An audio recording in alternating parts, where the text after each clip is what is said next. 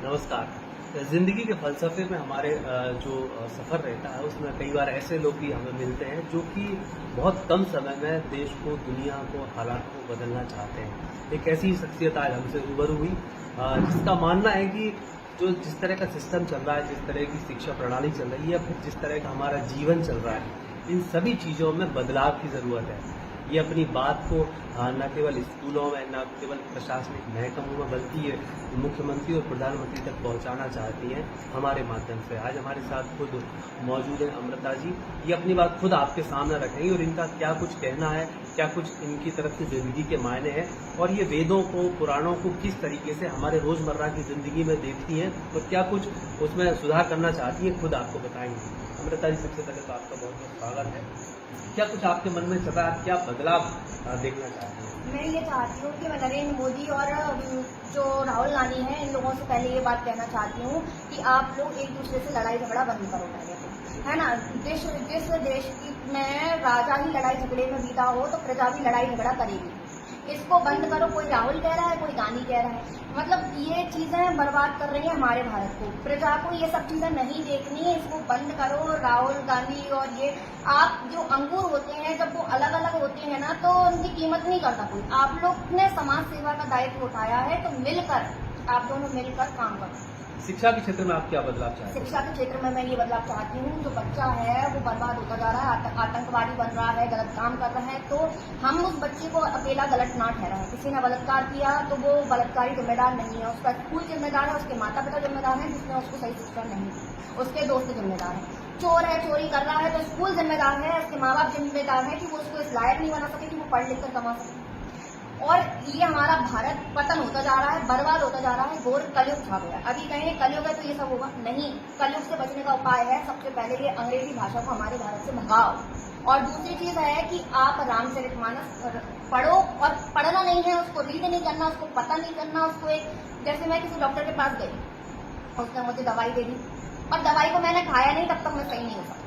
अगर आपको अपने जीवन में अच्छा चाहिए, हमारा भारत बदल जाए, मोदी जी बहुत अच्छा कर रहे हैं, जितनी तारीफ करूं उतना कम है। मैं दोनों के सपोर्ट में भी हूं और दोनों के सपोर्ट में नहीं भी हूं, क्योंकि मैं ये कहूंगी अलग अलग लोगों काम मत करो, एकजुट होकर काम करो। एक भी जन आत्महत्या कर रहा है, मैं नरेंद्र मोदी तक ये बात पहुंचाना चाहती हूँ। जितने भी लोग नेता हैं, कांग्रेस पार्टी के हों, भाजपा के हों, अन्य पार्टियों के हों, मैं सब तक एक बात पहुंचाना चाहती हूँ। मैं आप लोगों को एक दायित्व में बता रही हूँ कि मनुस्मृति में मैंने पढ़ा कि ना, जिस राजा के दायित्व में जनता दुखी है, जिस न्यायाधीश के नेतृत्व में जनता को गलत निर्णय लिया गया, झूठी गवाही वगैरह दी गई, वो जो न्यायाधीश है और राजा है, दोनों नर्क का भोग करेंगे। और जब आप नर्क में जाओगे, भूत चढ़ा के आपको आपके पाप गिनाएंगे, तब आप ये कहते हो कि हे भाई बंधु सखा माता पिता, तुम लोगों ने मुझे रोका क्यों नहीं पाप करने से। तो मैं आप लोगों को पाप करने से रोक रही हूँ। हर किसी के अंदर भगवान है। एक इतने से तनिके की भी जो पैर के नीचे आ गए उसकी भी बुराई मत करो, निंदा मत करो, क्योंकि जब वो उड़ के आके आंख में चला जाएगा तो वो जीना मुश्किल कर देगा। इसलिए पीठ पीछे किसी की बुराई मत करो। स्कूलों में और गुरुकुल को लेकर आप कुछ कहना चाह रहे हैं? हाँ, मैं ये चाहती हूँ कि देखिए, मेरी नहीं तो आप ना महात्मा गांधी की बात मान लो। जितने भी कलेक्टर हैं IAS तो सबने ये बुक पढ़ी है। जब आप लोग कलेक्टर वगैरह की तैयारी करते हो, कंपटीशन की तैयारी करते हो, हिंदी की ल्यूसेंट है, ये बहुत ज्यादा पॉपुलर किताब है। इसमें दिया गया है पहले ही चैप्टर में, महात्मा गांधी कहते हैं कि जो अपन भाषा का ज्ञान ले रहे हैं अंग्रेजी भाषा में, 5 से 6 साल एक्स्ट्रा लगते हैं स्कूलों में। मैं कहती हूँ 5 से 6 साल नहीं तो 15 साल बर्बाद कर रहे हैं। एक क्लास में क्वेश्चन आंसर पढ़ते हैं, दूसरी क्लास में भूल जाते हैं। इसका क्या उपयोग है रियल लाइफ में?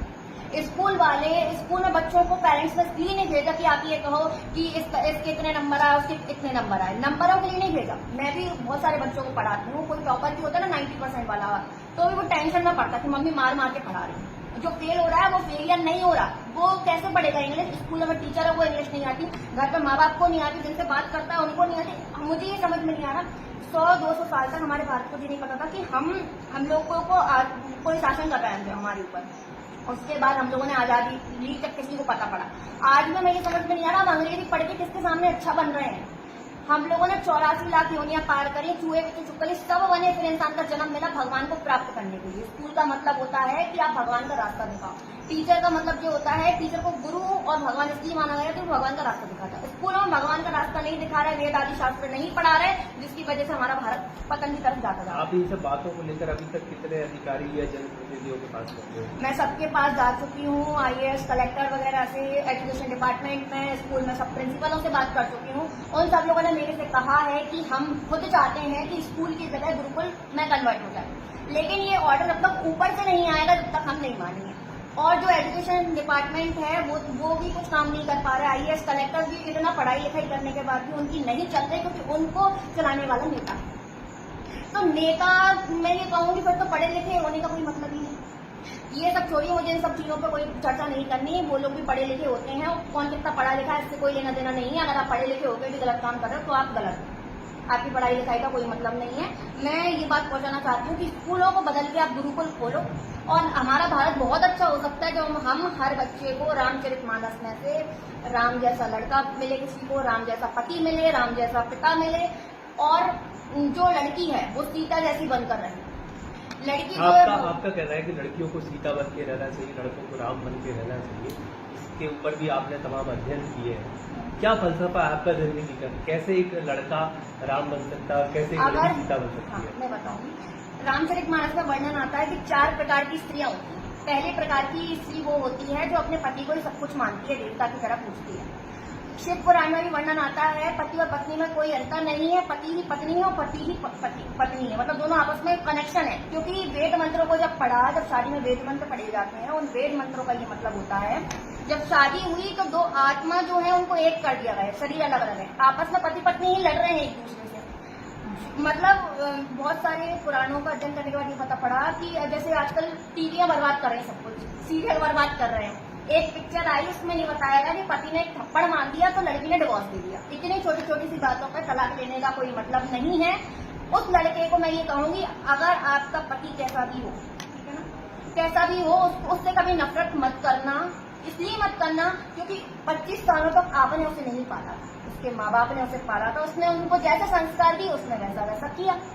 आप माँ बन के उसको सुधार सकते हो, आप माँ बन के उसको सुधार सकते हो, और पति के चरणों में ही सारे तीर्थों का जल होता है। आपके मुताबिक मूर्ति पूजा या भगवान की पूजा पहले करनी चाहिए एक महिला को, या अपने पति की पूजा? मैं ये कहूंगी शिव पुराण में वर्णन आता है कि ना, उस स्त्री को जो अपने पति को ही भगवान मानती है उसके लिए किसी भी देवी देवता की पूजा करने की जरूरत नहीं है, क्योंकि पति ही देवता है।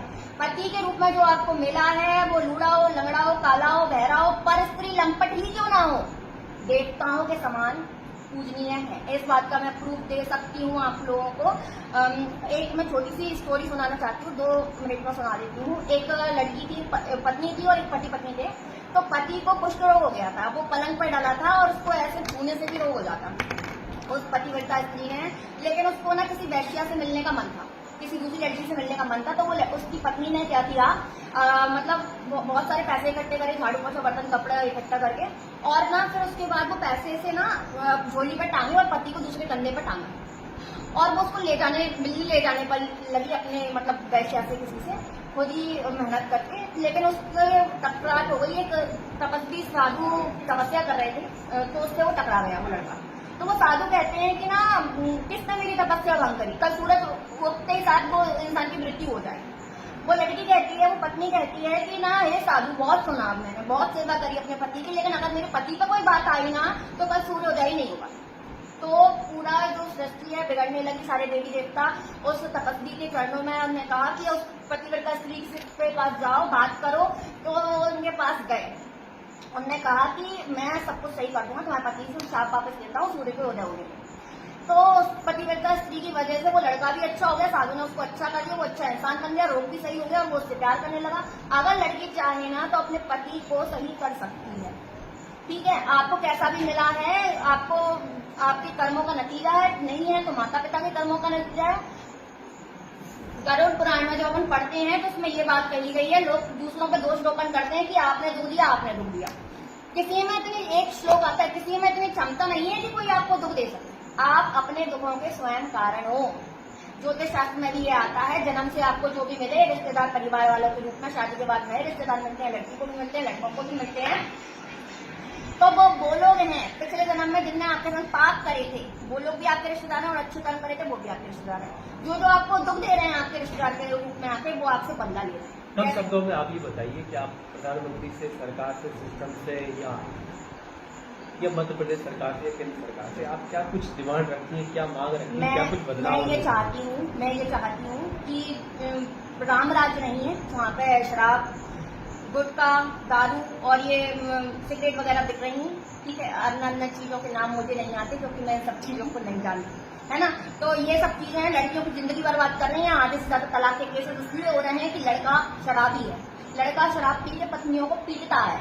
तो ये बिकी क्यों रही है? इससे टैक्स आ रहा है, और टैक्स आ रहा है फिर जनता को आप हॉस्पिटल खुलवा रहे हैं। हॉस्पिटल में डॉक्टर कुछ नहीं कर पाएगा। कितने भी डॉक्टर हैं किसी पेशेंट को सही नहीं कर सकते। इस बारे में और बताना चाहती हूँ, रोग कुछ नहीं है, रोग है पापों का घर। जितने भी लोग हॉस्पिटल में हैं सबने पाप करे। मैं खुद पापी हूँ, इसलिए धरती पर जन्म लिया है। मैं दूसरों को नहीं दोषी ठहरा सकती। ये देखिए आरोग्य अंक है जो कृष्ण भगवान ने धंतवरी का रूप लेके प्रकट हुए। इनने आयुर्वेद की रचना करी और इनने तुलसीदास, इनकी बात ना मानिए तो आप ना तुलसीदास जी की बात मान लीजिए। उन्होंने कहा जो रोग है वो पापों का घर है, ठीक है, और भगवान ही देता है रोग। और ना जितने भी जो आपको रोग होते हैं, आप किसी की पीठ पीछे बुराई करते हो तो श्वास रोग होता है, इसमें आता है, ठीक है। जैसे मान लीजिए लकवा का रोग हो गया आपको, तो आपको डॉक्टर दवाई दे रहा है, इससे आप कभी सही नहीं होते। जब आप पक्षपात करते हो अपनी बहू और बेटी में अंतर करते हो, वो भी आपकी बेटी बन चुकी है, ठीक है। एक बहू ना बेटी से भी ज्यादा प्यार करती है। किसी से भी अगर मेरी भाभी होंगी ना तो मैं ये कहूँगी मैं अपनी मम्मी से इतना प्यार नहीं करती जितनी मेरी भाभी करेंगी, क्योंकि एक लड़की ना उसको पता होता है कि इसको कैसे रखना है अपने ससुराल में। तो मैं ये कहूंगी जब आप पक्षपात करते हो तो आपको लकवा का रोग मार जाता है। आपने अपने दो बेटों में अंतर किया, दो लड़कियों में अंतर करा, किसी से ज्यादा प्यार करा, तो ये गलत है। भेदभाव मत करो बच्चों के साथ, सब आपकी संतान है, सबके संग प्रेम से रहो। नहीं, आपने मेरे क्वेश्चन को आप समझे नहीं। मैं आपसे ये पूछ रहा था कि आप सरकार से या सिस्टम से क्या बदलाव चाहते हो? आप बिल्कुल बहुत कम शब्दों में बताइए क्या कुछ आप बदलाव। ठीक है, मैं आपको सीधी बात ये कहना चाहती हूँ कि ना सबसे पहले वेदों का अध्ययन करवाएंगे। जब बच्चा राम जैसा बनेगा तो हमारा भारत अच्छा हो जाएगा। जब लड़की सीता जैसी मिलेगी तो हमारा भारत अच्छा हो जाएगा। लोग गलत काम नहीं करेंगे और जो ये गलत काम हो रहे हैं ये बंद हो जाएंगे और हमारा भारत बच जाएगा, है ना। हर लड़के को अच्छा इंसान बना दो आप, क्योंकि एक लड़का होता है मिट्टी की तरह, जैसा आकार दोगे वैसा बन जाएगा, और लड़की भी एक मिट्टी की तरह होगी, जैसा आकार दोगे हो जाएगा। हम लोग जब तक भगवान को प्राप्त करने आए, लड़ाई झगड़ा छोड़ दीजिए। मैं नरेंद्र मोदी से ये कहना चाहूंगी, राहुल गांधी से ये कहना चाहूंगी, आपस में मिलकर काम करें, छोड़ दो बुराई भलाई, दोनों के अंदर भगवान है। और मैं ये कहूंगी कि मुसलमान हो चाहे अन्य देश हो, किसी से लड़ाई झगड़ा मत करो। उनके अंदर भी कोई भगवान है, आपके अंदर भी कोई भगवान है। सबसे बड़ी जीत वो ही है कि कोई युद्ध ही ना, युद्ध करना बंद करो। हमसे बातचीत करने के लिए आपका बहुत बहुत धन्यवाद। तो ये थी अमृता जी, इनकी जिंदगी के फलसफे अलग है। इनका कहना है कि किसी भी दल को आपस में हेल्दी कंपटीशन रखना चाहिए, आपस में लड़ाई झगड़ा हिंदू मुस्लिम या जात पात इन सब चीज़ों में ना पड़ते हुए हमारे देश की भलाई के लिए, सिस्टम की भलाई के लिए, आने वाली पीढ़ी की भलाई के लिए और बच्चों की भलाई के लिए काम करना चाहिए। तभी देश में राम राज्य की स्थापना होगी। अशोकनगर से आशीष मालवीय।